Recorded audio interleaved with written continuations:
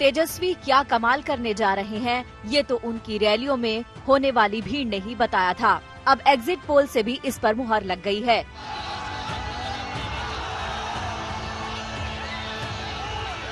Exit poll के अनुमान अगर नतीजे में बदलते हैं तो तेजस्वी देश के सबसे युवा मुख्यमंत्री होंगे। सिर्फ 31 साल के लालू के लाल का ये बड़ा धमाल होगा।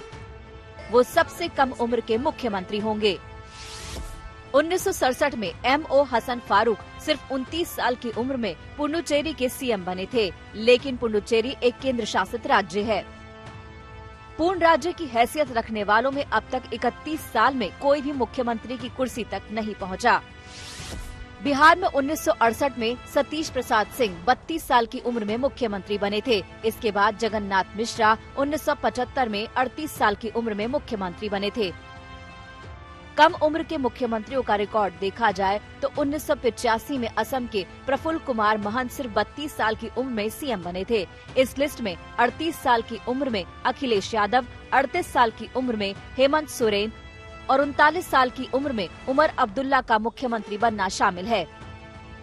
अगर बिहार की जनता तेजस्वी को जीत दिलाती है तो ये उनके लिए बड़ी कामयाबी होगी। इस बार तेजस्वी के सामने एनडीए की मजबूत फौज थी, नीतीश का सुशासन बाबू वाला चेहरा था और दूसरी तरफ जंगल राज का इतिहास पीछा नहीं छोड़ रहा था। ऐसे में तेजस्वी अपने पिता लालू प्रसाद यादव की छवि से बाहर आए। नीतीश कुमार के सामने बिहार को एक नया विकल्प दिया। नीतीश के खिलाफ नाराजगी को भी सही तरीके से भुनाया। प्रधानमंत्री मोदी के हमलों के बावजूद उनसे सीधे टकराने से बचे। लोगों से सीधे आर्थिक न्याय और रोजगार के मुद्दे की बात की और लगातार ये समझाया कि ये राष्ट्रीय चुनाव नहीं बल्कि बिहार के मुद्दों का चुनाव है। 10 लाख नौकरियों के चुनावी वादे पर तो नीतीश कुमार भी बेचैन हो गए थे।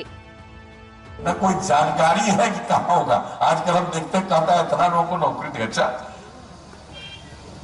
ऐसा कहीं है कोई दुनिया में जी? आप उतने लोगों को नौकरी दोगे तो बाकी को क्या नहीं दोगे?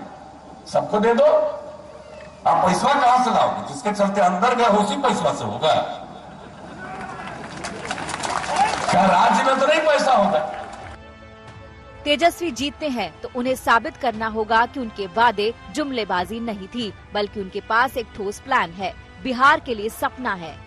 हम बड़का झूठा पार्टी नहीं है। हमने कई इकोनॉमिस्ट से, कई विद्वान से हमने चर्चा की है, बात की है।